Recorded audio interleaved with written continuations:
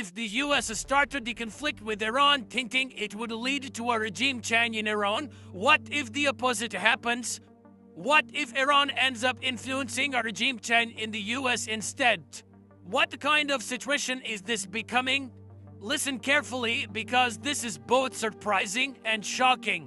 There was a lot of noise around one specific point. Iran made it clear that if any discussions happen, they will happen with JD Vance. Not with Trump, not with anyone else, only with JD Vance. There has to be a reason behind that. Even right now, in ongoing discussions in places like Pakistan, who is being treated as the real face or head of the US? JD Vance, he's the one actively involved at this moment. So what's really going on? Here's the scene and listen closely. JD Vance is not just a simple politician. He was, in a way, manufactured and launched by a company called Palantir. Now, what is Palantir and who owns it? The founder is Peter Thiel. And who is Peter Thiel? He's the same person who co-founded PayPal with Elon Musk. Now, it's not like Elon Musk became massively rich while Peter Thiel did nothing. No, Peter Thiel understood something very early, that if you want to build a true empire in this world, a business empire, you have to make money from war. That realization changed everything, so he invested in a company called Palantir. And what does this company do? From a cyber warfare to AI warfare, from robotic armies to autonomous submarines.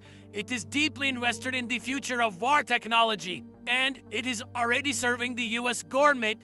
It's a massive company. In fact, Peter Thiel is often seen as a key representative of Silicon Valley itself. Now, here is the important part. Who is Peter Thiel's biggest competitors today?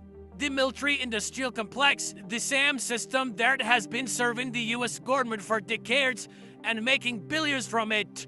Companies like Lockheed Martin, firms that build fighter jets, missiles, and traditional warfare systems. These two sides are competitors. Why?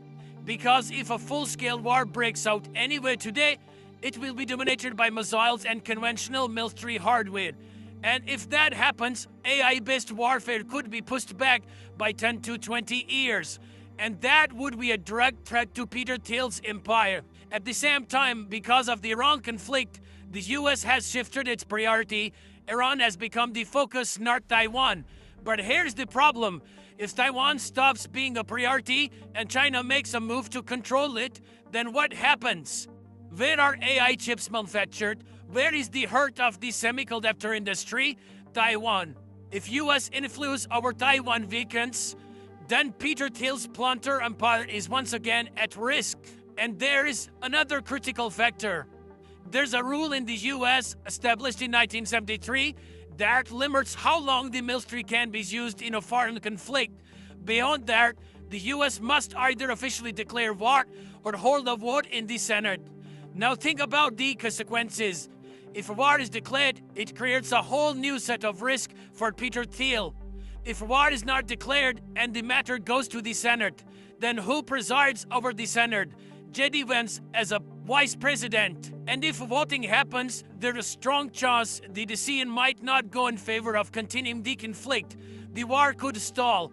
And if that happens, the political leadership itself comes under pressure, which again directly impacts the asserts influence tied to Peter Thiel. So what does all this mean? It means Iran is not entering this conflict to negotiate a ceasefire or talk about stopping the war. Iran already knows the US will eventually have to step back on its own. At the very least, the US will exit this game. So Iran is bringing something else to the table.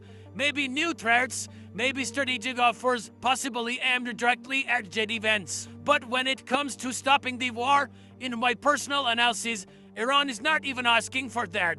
The US will have to stop it on its own, and there's still more to this.